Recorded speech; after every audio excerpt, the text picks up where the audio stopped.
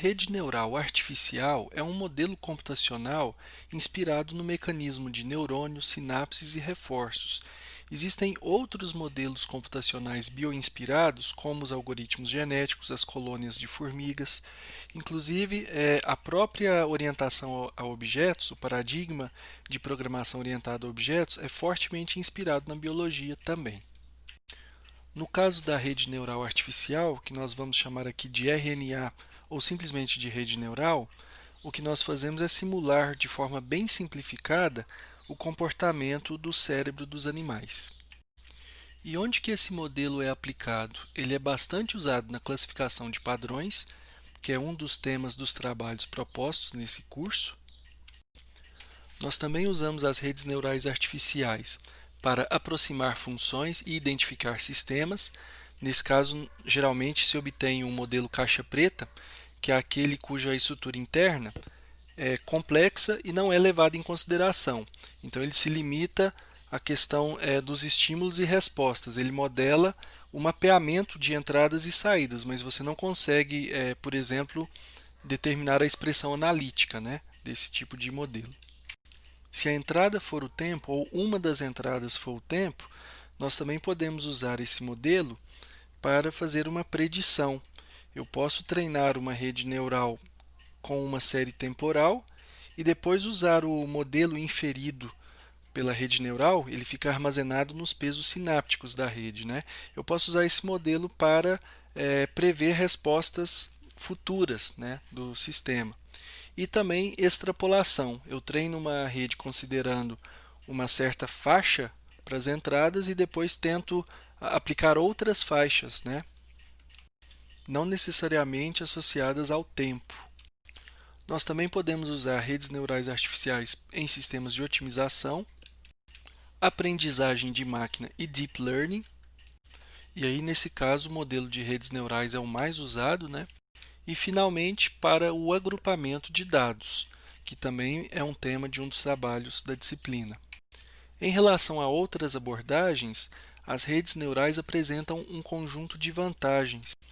Ela lida bem com a não linearidade, ela possui uma forte capacidade de generalização, então você pode ter um conjunto de dados de treinamento que falta bastante caso, né, falta muitas amostras e ainda assim ela consegue extrair a essência daquele conjunto. E também ela lida bem com entradas ruidosas, né? Ela é facilmente adaptável, você pode retreinar uma rede para outras condições de operações, principalmente quando a gente trata de processamento de imagens, onde você tem diferenças de iluminação, né? Nós podemos extrair características que não variam com a iluminação, mas ainda assim existe a opção de retreinar a rede. E, finalmente, quando a rede é usada no contexto de classificação de padrões, além da resposta propriamente dita, né, uma saída falando o padrão X foi detectado, eu consigo medir com qual precisão a rede conseguiu reconhecer aquele padrão, né? Eu tenho uma métrica quantitativa que, de certa forma, me retorna a confiança da rede naquela resposta dela. As três características mais importantes para as redes neurais são o modelo de neurônio utilizado, a estrutura da rede, ou arquitetura da rede também, né? E o algoritmo de treinamento. Em termos estruturais, o arranjo mais simples é a rede neural de camada única. Nós temos os neurônios de entrada e os neurônios de saída, e a ligação entre entradas e saídas, sem neurônios intermediários. Os neurônios constituem as pequenas unidades de processamento das redes neurais artificiais e os pesos sinápticos, tá, que são as forças dessas ligações, na realidade representam a memória da rede. Quando nós treinamos uma rede neural de estrutura fixa, como as que nós vamos abordar nesse curso, essencialmente nós estamos falando como atribuir os pesos sinápticos para que a rede aprenda, né? Matematicamente, nas RNAs de camada única, nós temos um vetor de entradas x, um vetor de saídas y e uma matriz de pesos w. Tá? Aqui nós vamos usar a notação do livro da Fawcett, então são n entradas e m saídas. Uma estrutura mais elaborada e capaz de lidar com mais classes de problemas é a rede multicamadas. Além das camadas de entrada e saída, nós temos neurônios em camadas intermediárias, aqui nesse exemplo apenas uma, e como nós vamos ver mais para frente, esse tipo de rede permite resolver problemas que não são linearmente separáveis. E aí, para cada camada escondida, nós temos mais uma matriz de pesos envolvida. Então, nesse caso de uma camada escondida, são duas matrizes de pesos. Na história da evolução das redes neurais artificiais, um grande desafio foi propor um algoritmo de treinamento para redes multicamadas. Nesse curso, nós vamos ver o algoritmo Backpropagation. E, finalmente, uma outra estrutura básica de redes neurais são as redes recorrentes, redes com realimentação, que não serão abordadas nesse curso. Com relação ao treinamento das redes neurais, nós destacamos três grandes categorias. As redes com treinamento supervisionado. Nessas redes, nós apresentamos padrões de entrada e as saídas desejadas, e ela, à medida que vai sendo treinada, sendo exposta a esses exemplos, né, ela vai codificando nos pesos sinápticos essas informações, esse mapeamento entre entradas e saídas. Algumas redes operam com treinamento não supervisionado, né? Nesse caso, você tem padrões de entrada, mas não existe o mapeamento para saídas desejadas. É o caso, por exemplo, dos mapas auto-organizáveis, que nós vamos estudar mais adiante no curso. E uma classe bem restrita de redes neurais opera com pesos fixos. Nesse caso, a atribuição dos pesos não se dá por meio de algoritmos de treinamento, mas essas redes de peso fixo não serão tratadas nesse curso. Como nós vimos anteriormente, a memória de uma rede neural de estrutura fixa é codificada em termos dos pesos sinápticos, nas matrizes de peso. Então, o resultado do treinamento é a atribuição dos valores das matrizes de pesos. E, no geral, os algoritmos de treinamento são iterativos. E aí nós temos alguns critérios de parada tradicionais, né? O número de iterações de treinamento, no caso de redes neurais nós costumamos chamar de épocas de treinamento, um limite para o erro médio quadrático, no caso do treinamento supervisionado, nós podemos treinar a rede até que ela consiga representar aquele mapeamento de entradas e saídas com um certo limiar de erro, tá? E nós também podemos operar com um conjunto específico para testes. Você pode pegar um conjunto maior e dividir uma parte para o treinamento e outra parte para validação. E aí, quando a rede estiver acertando bastante no conjunto de validação, nós entendemos que o treinamento deve cessar. Em geral, essa divisão em conjunto de treinamento e conjunto de testes é uma boa ideia, porque existe um fenômeno que normalmente nós queremos evitar, né, que é o overfitting, que é um treinamento excessivo, onde a rede perde a sua capacidade de generalização. Ela fica muito viciada nos padrões apresentados, e aí, ao invés de capturar a essência dos padrões apresentados, ela acaba focando nos detalhes, e aí qualquer ruído pode fazer com que ela dê resultados errados. Então vamos ver agora o primeiro modelo de neurônio proposto, né? Foi proposto pelo McCulloch e pelo Pitts em 1943, e esse neurônio funciona da seguinte forma. As entradas e a saída usam a representação binária, então qualquer entrada e a saída só pode valer 0 ou 1, e existem apenas dois valores possíveis para cada um dos pesos. Nós temos ou peso excitatório, valendo A, ou um peso inibitório, um peso negativo, né, menos B. Então, o neurônio realiza a soma ponderada das entradas, usando os pesos sinápticos. A saída do neurônio propriamente dita é dada pela aplicação do que nós chamamos de função de ativação à soma ponderada realizada previamente, né? Então, no caso do modelo de McCulloch-Pitts, essa função de ativação usa um limiar de ativação θ, e a saída vai para 1 quando a soma ponderada alcança ou ultrapassa esse limiar de ativação. Nos outros casos, a saída fica em 0. E esse limiar é definido como um valor maior que k vezes a menos b, onde A é o peso excitatório, menos B é o peso inibitório e K é o número de entradas excitatórias. E o resultado disso é que, se qualquer entrada com um peso inibitório associado for igual a 1, a saída do neurônio ficará em zero. Nesse primeiro modelo, a saída só vai para 1 quando não houve o estímulo de nenhuma entrada inibitória. Vamos ver agora como o modelo de neurônio proposto por McCulloch e Pitts pode aprender o comportamento das portas lógicas AND e OR. No caso da porta AND, nós temos apenas pesos excitatórios iguais a 1 e o limiar de ativação igual a 2.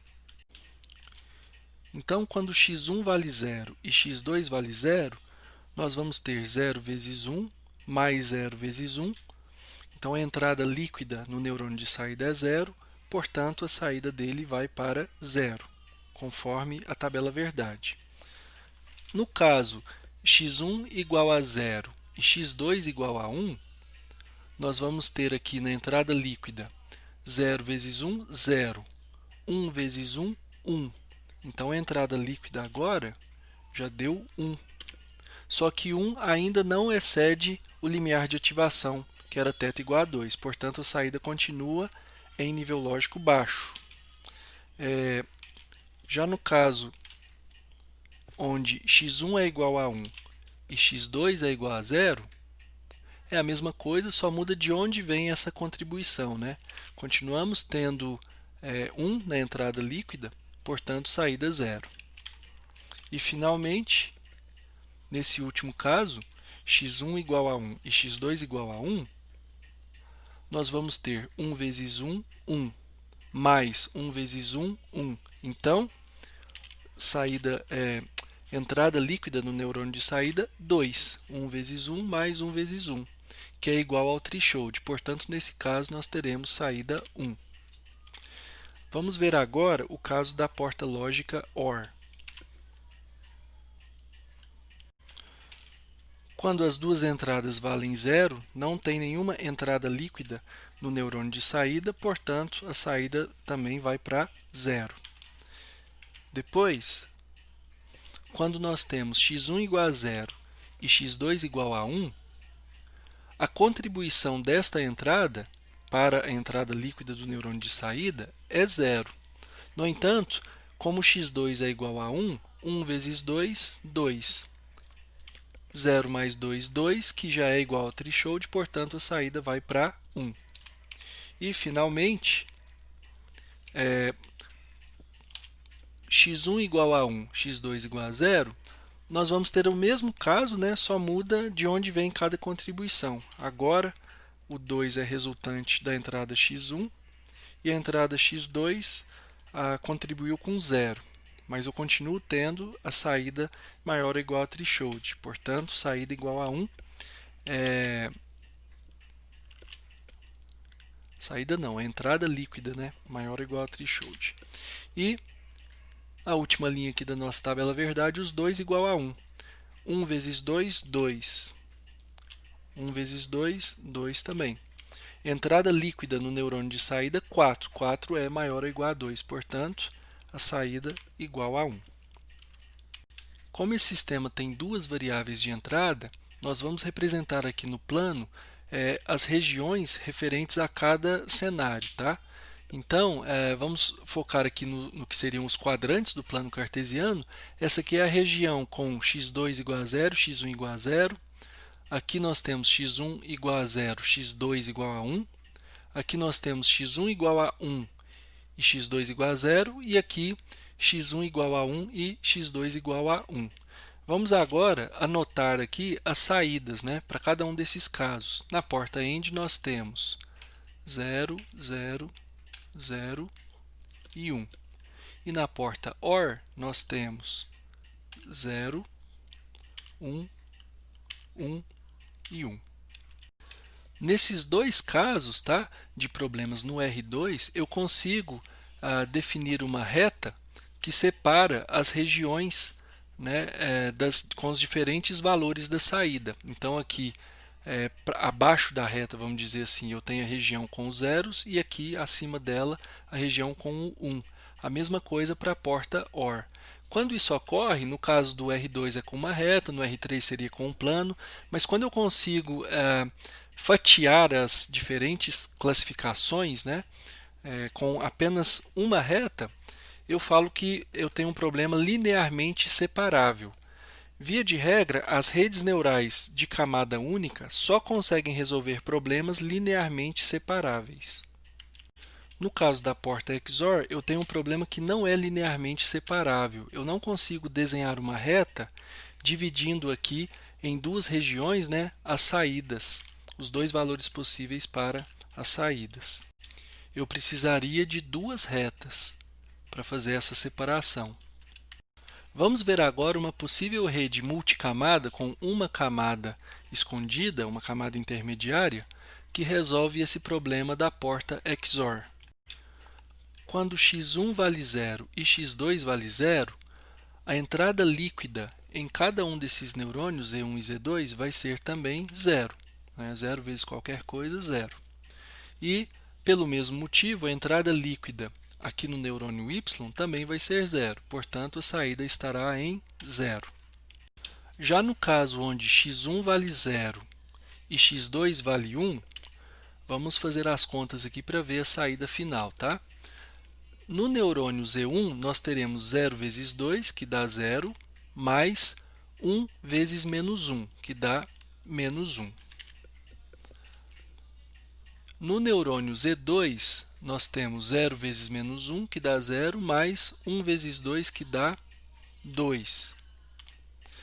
A saída de Z1 e de Z2 dependem também do limiar de ativação. Se o limiar vale 2 para cada um desses neurônios, aqui a saída vai dar 0, porque o limiar não foi alcançado, e aqui a saída vai dar 2. Finalmente, no último neurônio, nós teremos 0 vezes 2, 0, mais 2 vezes 2, 4. 4 é maior que o limiar de ativação 2, portanto, a saída vai para 1. A terceira linha da tabela verdade, nós temos a mesma coisa, só inverte quem foi ativado, né, de Z1 e Z2. Reparem que aqui é tudo simétrico, tá? E, finalmente, o último caso, onde x1 vale 1 e x2 vale 1, x1 igual a 1, x2 igual a 1. Vamos fazer as contas aqui da entrada líquida nos neurônios da camada intermediária. No caso de Z1, 1 vezes 2, 2, mais 1 vezes menos 1, que é menos 1, então aqui o resultado deu 1. No Z2 nós teremos a mesma coisa, né? 1 vezes menos 1, menos 1. 1 vezes 2, 2. 2 mais menos 1, 1. O 1 não é maior que o limiar de ativação, portanto, a saída dos dois vai para 0. Então, aqui a soma ponderada vai dar 0 também, 0 vezes qualquer coisa, 0, que não excede o limiar de ativação, então a saída igual a 0. Nesses exemplos das portas lógicas, os pesos foram atribuídos simplesmente com base em análise. O primeiro algoritmo de treinamento de redes neurais desenvolvido foi proposto por Hebb, então nós falamos em regra de Hebb, mas aqui no curso nós já vamos trabalhar com a regra estendida de Hebb, que é uma versão um pouco modificada, tá? Primeiramente, vamos anunciar aqui a representação bipolar. Então, nós continuamos com entradas discretas e que assumem apenas dois valores, mas ao invés de trabalhar com zeros e uns, nós vamos trabalhar com menos 1 e 1. Outra modificação que nós vamos adotar de agora em diante é a presença de uma entrada a mais, que sempre vale 1, e o peso associado a essa entrada nós chamamos de bias. A entrada para a função de ativação do neurônio continua sendo uma soma ponderada. Na realidade, o bias está evidenciado aqui fora do somatório, mas ele pode ser tratado como se fosse uma outra entrada, né? Que a entrada vale 1 e o peso B. E o bias acaba substituindo aquele limiar de ativação. Então, nessa nova versão da função de ativação, considerando também, né, a representação bipolar, a saída vai para 1 se a entrada líquida for maior ou igual a zero. Caso contrário, a saída fica em -1. E generalizando para uma rede neural com mais de uma saída, nós vamos ter um bias para cada saída. Isso, em termos da matriz de pesos, pode ser representado simplesmente por uma linha a mais na matriz. Quando a gente considera uma entrada a mais e uma linha a mais na matriz de pesos, todo esse cálculo das entradas líquidas em cada neurônio, né, de uma dada camada, não necessariamente da saída, todo esse cálculo é feito por uma simples multiplicação de matrizes. Então, nesse caso de redes de camada única, o vetor de entradas estendido, né, com esse elemento a mais, vezes a matriz de pesos já com esta linha a mais, o resultado desta operação é um vetor com as entradas líquidas em cada neurônio de saída. E aí, para a gente obter as saídas propriamente ditas, basta aplicar em cada elemento desse vetor a função de ativação. Vamos anunciar então essa versão estendida da regra de Hebb. Primeiro nós definimos um conjunto de treinamento, que é uma tabela com padrões de entrada e a saída desejada para cada padrão. Aqui nós vamos considerar uma rede com apenas uma saída, tá? Temos também o conjunto de testes, que é usado na fase de validação. No caso das portas lógicas, nós usamos o próprio conjunto de treinamento, que na realidade nós partimos da tabela verdade, né? E os símbolos usados na descrição do algoritmo são os seguintes. Nós temos S, que é um vetor com as entradas referentes a uma amostra. O T é a saída desejada para uma certa amostra. E W é um vetor de pesos. Como a nossa rede neural contém apenas uma saída, nós não precisamos de uma matriz de pesos, é apenas um vetor, né? E a rotina é a seguinte. Primeiramente, nós inicializamos o vetor de pesos com zeros. Então, inicialmente nós temos WI igual a zero para todo I de 1 a N, onde N é o número de entradas, sinais de entrada. Depois nós iteramos no conjunto de treinamento, atualizando os pesos e o bias. E como que ocorre essa atualização de pesos? Para cada uma das entradas, nós contrastamos entrada e saída. Então, se nós temos, por exemplo, entrada igual a 1 e o alvo, a saída desejada, igual a 1, vai haver um reforço positivo no peso, né? Da mesma forma, se a entrada igual a -1 e a saída é igual a -1, o reforço também vai ser positivo, ou seja, aquela entrada naquele estado colabora para aquela saída naquele estado. Nos outros dois casos, quando os sinais são diferentes, né, por exemplo, entrada -1 e saída 1, aí na realidade não ocorre um reforço, ocorre um decremento no peso. E aqui eu deixo como exercício proposto a implementação em qualquer linguagem de programação de uma RNA de camada única com 3 entradas, um neurônio de saída e a representação bipolar. Então, vocês podem usar vetores e matrizes para codificar, né, a estrutura da rede e vocês vão treinar a rede para essas expressões lógicas A, E, B e C, A ou B ou C e AB barrado ou C. E aí, ao final, vocês vão perceber que essa estrutura de rede não consegue aprender todas essas 3 expressões booleanas, tá? Tem uma delas que ela não consegue aprender. Vocês vão tentar justificar esse resultado.